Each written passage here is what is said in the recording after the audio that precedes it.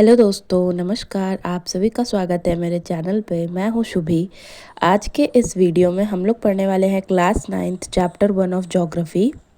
Chapter का नाम है इंडिया साइज एंड लोकेशन। तो इस चैप्टर में हम लोग इंडिया के बारे में जो भी बेसिक जानकारी है कि इंडिया का साइज़ कितना बड़ा है, उसका लोकेशन क्या है वर्ल्ड मैप पर, और वो कितनी बड़ी कंट्री है अदर कंट्रीज़ के कंपैरिजन में, उसकी एडजेसेंट आसपास वाली कंट्रीज़ कौन सी हैं, ये सभी चीज़ें देखेंगे। तो चलिए स्टार्ट करते हैं। India is one of the ancient civilisations in the world. यानी भारत जो है वो प्राचीन सभ्यताओं में से एक है। ठीक है, अभी ये प्राचीन सभ्यताएं क्या है तो आपको पता होगा। इंडस वैली सिविलाइजेशन हो गई, मेसोपोटामियन सिविलाइजेशन हो गई। आप आगे पढ़ेंगे इन चैप्टर्स में, तो ये सभी जो पुरानी सिविलाइजेशन है उन्हीं में से इंडिया का भी एक अपना कल्चर है। It has achieved multi faced socio economic progress during the last 5 decades. पिछले 50 सालों में, डिकेड्स में कितने साल होते हैं? 10 साल। तो पिछले 5 डिकेड यानी 50 सालों में इंडिया ने बहुत सारा इकोनॉमिक प्रोग्रेस किया है। It has moved forward displaying remarkable progress in the field of agriculture, industry, technology and overall economic development। ठीक है, फिर बात जो है कृषि यानी कि एग्रीकल्चर, खेती बाड़ी हो, ठीक है, इंडस्ट्रीज़ हो, टेक्नोलॉजी हो, सभी चीज़ों में इंडिया ने अच्छा डेवलपमेंट करा है। India has also contributed significantly to the making of world history. और आगे हम जब वर्ल्ड हिस्ट्री पढ़ेंगे तो उसमें इंडिया का भी रोल देखेंगे, तो इंडिया ने उसमें भी बहुत कुछ कंट्रीब्यूट किया है। चलिए आगे बढ़ते हैं। आगे देखिए लोकेशन। तो इंडिया, आपको पता है India is a vast country, है ना। इंडिया एक बड़ा कंट्री है। Lying entirely in the northern hemisphere, the main land x tends between latitudes 8 degree 4 minute north and 37 degree 6 minute north and longitudes ये दिए हुए हैं। अब ध्यान से समझिए, आपको इक्वेटर पता होगा। ये जो हाईलाइट किया है ये 0 डिग्री लैटिट्यूड यानी कि इक्वेटर है। ठीक है, और इक्वेटर के ऊपर का जो साइड होता है उसको हम लोग क्या कहते हैं? Northern hemisphere. और नीचे का जो साइड होता है उसको सदर्न हेमिस्फेयर कहते हैं। ये तो हमें पता है। और इंडिया हमारा कहाँ लाई करता है? नदर्न हेमिस्फेयर में लाई करता है। ठीक, इसके लॉन्गिट्यूड्स और लैटिट्यूड हमको दिए हुए हैं। लॉन्गिट्यूड लैटिट्यूड आपको पता होगा, ये एक ग्रिड सिस्टम होता है जिससे हम लोग किसी भी जगह की मतलब मैप में किसी भी चीज़ की लोकेशन निकालते हैं। अब आप इस पिक्चर में देख सकते हैं कि इंडिया का जो नॉर्थ यानी ऊपर के साइड, उत्तरी जो एक्सटेंड है वो कितना है? 37 डिग्री 6 मिनट है नॉर्थ में। ठीक है, और नीचे के साइड आप देख सकते हैं 8 डिग्री 6 मिनट नॉर्थ में है। ठीक, और इसी तरह से हम लोग ईस्ट और वेस्ट का भी एक्सटेंड निकाल सकते हैं। तो मैप में देखिए, आपको ईस्टर्न एक्सटेंट है वो कितना दिख रहा है? 97 डिग्री 25 मिनट्स ईस्ट में, है ना। और वेस्ट साइड इंडिया में कितना एक्सटेंट है? तो 68 डिग्री 7 मिनट्स ईस्ट। ठीक है, तो इस तरह से हमने मैप में देख लिया कि इंडिया का जो एक्सटेंट है वो कितना है। ठीक, तो इस तरह से आप इसको वर्ल्ड मैप पे लोकेट कर सकते हैं। चलिए अब आगे देखते हैं। The Tropic of Cancer 23 degree 30 minute north divides the country almost into 2 equal parts. To the southern east and southern west of the mainland lie Andaman and Nicobar Islands and the Lakshadweep Islands in Bay of Bengal and Arabian Sea respectively. तो अब आप जल्दी से map में देखिए इनको।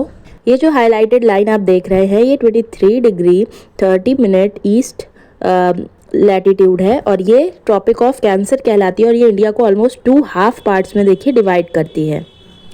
अब आप ध्यान से देखिए, बे ऑफ बंगाल, यहाँ पे बे ऑफ बंगाल है, इसी में इस साइड पे देखिए अंडमान निकोबार आइलैंड्स हैं। ठीक है, और इस साइड अरेबियन सी है, उसमें हमें क्या दिख रहे हैं? लक्षद्वीप आइलैंड्स दिख रहे हैं। अगर आपके पास एटलस हो तो आप भी इनको देखिएगा। अब नोट में देखिए एक बात लिखी है कि the southern most point of India is Indira point got submerged under 2004 tsunami. ठीक है, तो यहाँ देखिए आपको इंदिरा पॉइंट भी दिख रहा है मैप में। ठीक है, और ये क्या डूब गया था 2004 में जब सुनामी आई थी। तो क्योंकि ये पॉइंट डूब चुका है इसलिए हमारा जो सदर्न मोस्ट पॉइंट है वो 8 डिग्री 4 मिनट कहलाता है, वरना यही था। आगे देखिए, the land mass of India has an area of 3.28 million square kilometres. तो टोटल एरिया आपको याद रखना है। India's total area accounts for about 2.4% of total geographical land. ठीक है, तो जितना भी वर्ल्ड का टोटल लैंड है उसमें से इंडिया का कितना परसेंट है? 2.4% है इंडिया का टोटल जोग्राफिकल एरिया। आगे वर्ल्ड मैप को देखिए आप, तो आपको क्लियरली पता चल रहा होगा वर्ल्ड मैप में, आपने अभी जो फोटो देखी थी कि इंडिया क्या है, 7th लार्जेस्ट कंट्रीज़ है। अब आप कमेंट्स में बताइएगा कि इंडिया से बड़ी कौन कौन सी कंट्रीज़ हैं, वो कमेंट्स में आपको बताना है। आगे देखिए, India has a land boundary of about 15,200 kilometers, and the total length of the coastline of the mainland including Andaman and Nicobar and Lakshadweep is 7,516.6 kilometres. ठीक है, तो टोटल जो हमारी इंडिया की लैंड बाउंड्री है ना, पूरी टोटल बाउंड्री जिसमें हम लोग उसके जो भी आइलैंड्स हैं उनको कवर कर दें, सारी जो लैंड की बाउंड्रीज है उसको कवर कर दो, तो टोटल 15,200 किलोमीटर होती है। ठीक है, और अगर हम केवल इंडिया के मेन लैंड की बात करते हैं तो मेन लैंड में केवल जो इंडिया का ये पूरा जो बड़ा लैंड मास है वो आ जाता है, उसकी बाउंड्री कितनी है, 7,516.6 किलोमीटर्स है। ठीक है, India is bounded by the young Ford mountains in the north west. अब आपको पता है नॉर्थ वेस्ट वाला हिस्सा, वहाँ पे क्या है, माउंटेन्स हैं। कौन से माउंटेन्स हैं कमेंट में बताइए। अरे इसमें क्या बताना है, इसमें तो आपको पता है हिमालयाज़ हैं। और हिमालय कैसे बने हुए हैं, तो यंग फोर्ड माउंटेन्स है वो। South of about 22° north latitude, it begins to taper and extends toward the Indian Ocean, dividing into two seas, Arabian at west and Bay of Bengal in east। तो अभी map में मैंने आपको दिखाया कि हमारे ईस्ट के साइड पे बे ऑफ बंगाल है और वेस्ट के साइड पे क्या है, अरेबियन सी है। और इंडियन लैंड मास कैसा है, ऊपर चौड़ा है फिर नीचे पतला होता जाता है। ठीक है, and note that latitudinal and longitudinal extent of main land is about 30°। Despite this fact the east west extents appear to smaller than north south extent. यानी आप इस मैप में ध्यान से देखिए, ऊपर से नीचे तक आप जब कैलकुलेट करेंगे तो करीब 30° ऊपर का भी हमारा, ऊपर से नीचे आने का 8° से ऊपर जाने का 8° डिफरेंस आता है, और ईस्ट टू वेस्ट का भी। लेकिन देखने में क्या लगता है कि नॉर्थ से साउथ का जो एक्सटेंट है वो ज़्यादा है, यानी नॉर्थ साउथ की लंबाई ज़्यादा है ईस्ट वेस्ट के कंपैरिजन में। इसको आप देखिए ऐसे भी समझ सकते हैं, जैसे नॉर्थ का एक्सटेंट है 37°6' और साउथ का है 8°4'। इनको माइनस करिए, देखिए ऑलमोस्ट 30° आ रहा है। वैसे ही आप ईस्ट और वेस्ट को 97 में से आप ये 68 को माइनस करिए, देखिए लगभग 30 आ रहा है। यानी दोनों जो नॉर्थ से साउथ का एक्सटेंट है वो भी लगभग 30° का है, और ईस्ट से वेस्ट का भी एक्सटेंट लगभग 30° का है। लेकिन नॉर्थ से साउथ ये देखने में लंबा लगता है, ठीक है, थोड़ा सा ज़्यादा लगता है। फिर from Gujarat to Arunachal Pradesh there is a time lag of 2 hours। यानी गुजरात और जो अरुणाचल प्रदेश है इन दोनों के टाइम के बीच में टोटल 2 घंटे का डिफरेंस रहता है। ठीक, इसीलिए अगर हम पूरी कंट्री में भाई अलग अलग टाइम तो रहेगा नहीं, ठीक है, इनकन्वीनियंस होगा। इसलिए जो उत्तर प्रदेश के मिर्ज़ापुर से हमारी स्टैंडर्ड मेरिडियन यानी जो लॉन्गिट्यूड निकलती है 82°30' ईस्ट वाली, ठीक है, अभी मैप में दिखाते हैं तो ये देखिए, इसी को हम लोगों ने स्टैंडर्ड टाइम मान रखा है पूरी कंट्री के लिए। ठीक है, इसी से हमारा, इसी के जिस यहाँ पर डे होगा और जो उस हिसाब से नाइट होगा, है ना, उसी को हम लोग मानेंगे। चलिए अब आगे समझते हैं। तो India and the world, the India land mass has a central location between east and west Asia. Map में ध्यान से देखिए, ये पूरा एशिया है, ठीक है, और एशिया के आपको बिल्कुल सेंटर में इंडिया दिखेगा, है ना, तो ये बिल्कुल सेंट्रल लोकेशन में है। India is a southward extension of Asian continent. ये जो पूरा एशिया कॉन्टिनेंट है इसके साउथवर्ड में यानी साउथ वाले हिस्से में इंडिया है, ठीक है, उसका एक्सटेंशन है। The trans Indian Ocean routes which connect the countries of Europe in the west and the countries of East Asia provide a strategic central location to India. अभी आप मैप में देखेंगे कि इंडिया किस तरह से यूरोप को कनेक्ट करता है, यूरोप से कनेक्ट होता है, और इस तरफ ईस्ट एशिया वाले बहुत सारे कंट्रीज से कनेक्ट होता है। ठीक है, note that the Deccan peninsula protrudes into the Indian Ocean, thus helping India to establish close contact with West Asia, Africa and Europe from the western coast and with Southeast and East Asia from the eastern coast। अब आप map में ध्यान से सारे रास्तों को समझिए, कौन कौन सा ये कोस्टल जो वे रास्ते हैं, है ना, वेस्टर्न कोस्ट कहाँ से कनेक्ट करता है, जो हमारा इंडिया का वेस्टर्न कोस्ट है वो हमें अफ्रीका और यूरोप से कनेक्ट करता है, और जो साउथ ईस्ट एशिया है वो हमारे ईस्टर्न कोस्ट इस वाले हिस्से से कनेक्ट करता है। No other country has a long coast line on the Indian Ocean as India has. ठीक है, तो और किसी भी कंट्री, जो हमारा इंडियन ओशियन ये पूरा एरिया, यहाँ पे इतनी लंबी कोस्ट लाइन किसी और कंट्री की नहीं है। इसीलिए इंडिया के नाम पर इंडियन ओशियन का होना बिल्कुल जस्टिफाइड है, बिल्कुल सही है कि ये पूरे ओशियन का नाम इंडियन ओशियन रखा गया है।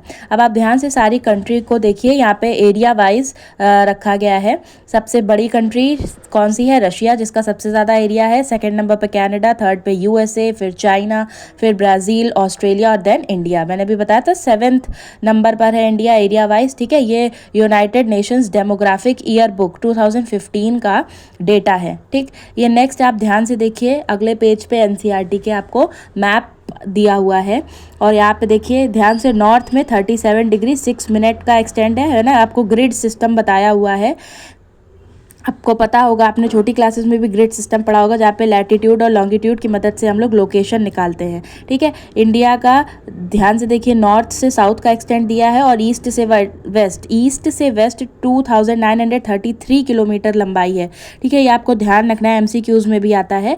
तो ईस्ट से वेस्ट कितना है? 2933 किलोमीटर्स।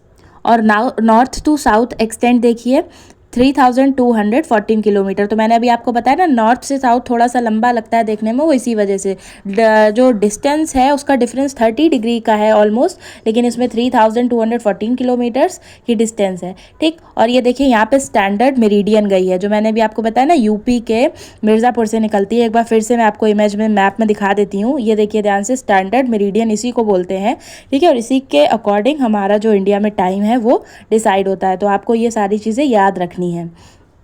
अगर आपके पास एटलस है तो उसको भी खोल कर आप ध्यान से देखिएगा एक बार। और यहाँ पे अब इस पेज में ध्यान से देखिए आप, इंडिया का जो रूट्स हैं, है ना, ट्रेडिंग रूट्स, ये देखिए ऑरेंज और ब्लैक से जो लाइन गई है वो सारी लाइंस एयर रूट्स को दिखाते हैं, यानी कि हम लोग हवाई जहाज और इनके माध्यम से किस तरह से आते जाते हैं, ठीक है। ये सारे एयर रूट्स हैं, हवाई रास्ते हैं। और ये जो हमारे सी रूट्स हैं, आप देख सकते हैं कि हमारा अफ्रीका के साइड में और इजिप्ट के साइड में पूरा जो हमारा रूट्स हैं वो देखिए, और ईस्टर्न साइड में भी रूट्स देखिए, वेस्ट एशिया में भी देखिए और ईस्ट एशिया में भी, जैसे मैंने अभी आपको पहले बताया है ना। तो देखिए ये सारे रूट्स ब्लैक डॉटेड लाइन से बने हुए हैं, ठीक। पहले आपको पता था, मैंने अभी पीछे एक नोट था उसको छोड़ा था, अब आप ध्यान से समझिए उसमें क्या लिखा हुआ था कि पहले हमको सी रूट के थ्रू यूरोप जाना होता था, और अब सुएज कैनाल जब से बन गया, ये आपको देखिए सुएज कैनाल दिख रहा है, ठीक है। तो सुएज कैनाल जब से बन गया तो करीब 7000 किलोमीटर डिस्टेंस कम हो गई है। ये वाला रास्ता ध्यान से देखिए, तो यहाँ से हम लोग जाने लगे यूरोप, ठीक है। तो इससे क्या हुआ कि हमारी जो दूरी थी वो कम हो गई। कितनी कम हो गई? Around 7000 kilometres. तो ये हमारे लिए बहुत हेल्पफुल रहा। चलिए आगे समझते हैं। India's contacts with the world have continued through ages, but her relationships through the land routes are much older than her maritime contacts. तो इंडिया का वर्ल्ड के साथ जो ट्रेड था, रिलेशन था, वो बहुत पुराना है, ये कोई नया नहीं है, लेकिन लैंड रूट से वो ज़्यादा था इंस्टेड ऑफ सी रूट से। यानी हम लोग व्यापार तो बहुत समय से करते आ रहे थे, लेकिन लैंड ज़मीनी रास्ते से ज़्यादा करते आ रहे थे, वो ज़्यादा पुराना है, ठीक है। The various passes across the mountains in the north have provided passages to ancient travelers while the oceans restricted such interaction for a long time, ठीक है। तो जो हमारे माउंटेन वाला एरिया था, नॉर्थ में जो एरिया है, ठीक है, वहाँ पे बहुत सारे एंशियंट ट्रैवलर्स के बारे में हमें पढ़ने को मिलेगा हिस्ट्री में भी, ठीक है। लेकिन ओशियन का जो रूट था उससे हमारा जो इंटरेक्शन था, उससे आना जाना था, वो बहुत बाद में हुआ है। These routes have contributed in exchange of ideas and commodities since ancient times, ठीक है। जो ये रास्ते हैं उसमें बहुत सारे आइडियाज़, बहुत सारे कम्योडिटीज़ बहुत पुराने समय से चले आ रहे हैं, बहुत कुछ कंट्रीब्यूशन किया है। The ideas of the Upanishads, Ramayana, stories of Panchatantra, the Indian numerals and the decimal system this could remain many parts of the world, ठीक है। और इन्हीं के थ्रू ये जो भी हमारे उपनिषद है, रामायण है, जो भी स्टोरीज़ है पंचतंत्र की, इंडियन के जो न्यूमरल्स हैं, डेसिमल सिस्टम है, ये वर्ल्ड के बहुत सारे हिस्से तक पहुंच पाया। The spices, Muslim and other merchandise were taken from India to different countries. यानी जो हमारे इंडिया का फेमस जो स्पाइसेस थे, मुस्लिम होता है जो मलमल का कपड़ा होता है ना वो, ठीक है। तो हमारे यहाँ का मलमल का कपड़ा और जो भी ऐसे व्यापार वाली सामान थी वो दूसरे कंट्री, इंडिया से दूसरे कंट्रीज तक इन्हीं रास्तों के थ्रू पहुँच पाई। On the other hand the influence of Greek sculpture and the architectural styles of dome and minarets from West Asia can be seen in different parts of our country. और ये जो बहुत सारी वेस्ट एशिया की countries हैं, है ना, जो ग्रीक के स्कल्पचर है, यानी जो ग्रीक में हमको अलग अलग मूर्ति कला देखने को मिलती है, वेस्ट एशिया में जो मिनारत है, गुंबद है, इनकी स्टाइल आज भी इस शैली के बहुत सारे हमारे यहाँ पे मॉन्यूमेंट्स हैं हमारे इंडिया में, ठीक है। तो ये सब इन्हीं रास्तों की मदद से लोगों के आने जाने और इंटरेक्शन की वजह से यहाँ पे देखने को मिलते हैं। India's neighbours. India occupies an important strategic position in south Asia, ठीक है। तो साउथ एशिया आपने वर्ल्ड मैप में देखा है, इंडिया की जगह बहुत स्ट्रैटेजिक पोजीशन पे है, खास जगह पे है। India has 28 states and 8 union territory, ठीक है। तो टोटल आपको पता है कितने स्टेट्स हैं, 28, और यूनियन टेरिटरीज यूटीज़ कितनी है, तो 8 हैं, ठीक। India shares it's land boundary with Pakistan, Afghanistan in the north west वाला, ठीक है। मैप में देखिए नॉर्थ वेस्ट में, तो ये पाकिस्तान और अफगानिस्तान के साथ बाउंड्री शेयर कर रहा है, और चाइना के साथ कर रहा है, नेपाल के साथ भूटान इन द नॉर्थ, ठीक है। नॉर्थ वाले हिस्से में चाइना, नेपाल एंड भूटान, और Myanmar and Bangladesh in east वाले में देखिए बांग्लादेश और म्यांमार के साथ। Our southern neighbors across the sea consist of 2 island countries, namely Sri Lanka and Maldives. तो आपको पता होगा, ये नीचे देखिए श्रीलंका और मालदीव्स दो हमारी आइलैंड नेबर कंट्रीज़ है, ठीक है। चलिए आगे कुछ क्वेश्चंस कर लेते हैं। Number 1, the Tropic of Cancer does not passes through. Tropic of Cancer, अब जल्दी से मैप खोलिए इंडिया का, या तो एटलस में खोलिए, नहीं तो अपनी बुक में किसी भी जगह इंडिया का मैप खोल लीजिए। अब ध्यान से सारे स्टेट्स को लाइन से देखिए, ट्रॉपिक ऑफ कैंसर कहाँ कहाँ से जा रही है। तो सबसे पहले गुजरात से जाती हुई दिख रही होगी, राजस्थान, मध्य प्रदेश, छत्तीसगढ़, फिर झारखंड, फिर वेस्ट बंगाल, त्रिपुरा और मिजोरम, इन सब से जाते हुए दिख रही है। यानी ऑप्शन ए तो सही है, सी भी सही है और डी भी सही है। किससे नहीं जा रही है क्वेश्चन में पूछा है, तो उड़ीसा से नहीं जा रही है, ठीक है। फिर देखिए द ईस्टर्न मोस्ट लॉन्गिट्यूड, आपको अभी मैंने एकदम स्टार्टिंग में वीडियो में बताया कि ईस्ट में कहाँ तक जाती है, आप बताइए, 97 डिग्री 25 मिनट ईस्ट, ठीक है ना, यही इसका करेक्ट आंसर होगा। मैप में देखकर ध्यान से देखिए कहाँ पे टिक हुआ है, 97 डिग्री 25 मिनट ईस्ट। आगे देखिए Uttarakhand, Uttar Pradesh, Bihar, West Bengal and Sikkim have common frontiers with. ये सारे जो राज्य हैं भारत के, वो किस देश के साथ में बाउंड्री शेयर करते हैं, ठीक है। ये सब किसके पड़ोसी हैं, तो अभी मैंने आपको मैप में दिखाया है ना, ये किसके पड़ोसी लग रहे हैं। आप खुद मैप अपने हाथ में रखिए, एटलस को रखिए और ध्यान से देखिए ये किसके पड़ोसी हैं। तो बिल्कुल नेपाल के होंगे ये, क्योंकि इसमें ऑप्शंस में देखिए नेपाल के साथ यूपी, बिहार, वेस्ट बंगाल, सिक्किम सभी लोग कॉमन बाउंड्री शेयर करते हैं। आगे देखिए, if you invited to visit Kavaratti during your summer vacations, which one of the following union territories of India you will going to, ठीक है। अब ये पूछ रहा है अगर आप करावती अपनी गर्मियों की छुट्टी में जाते हैं तो आप कौन सी यूनियन टेरिटरी जा रहे हैं। इसके लिए आपको सभी जो यूनियन टेरिटरी है उनकी कैपिटल्स पता होनी चाहिए, ठीक है। बल्कि आप अब 9th स्टैंडर्ड में तो आपको सारे स्टेट्स की कैपिटल्स और यूनियन टेरिटरी की कैपिटल मालूम भी होनी चाहिए, ठीक। तो ये हमारा जो लक्षद्वीप है, ठीक है, उसी की क्या है, कैपिटल है करावती, ठीक है। तो लक्षद्वीप की कैपिटल क्या है, करावती। इसीलिए आप अगर करावती जा रहे हैं यानी आप लक्षद्वीप घूमने जा रहे हैं। My friend हेल्स from a country which does not share land boundary with India.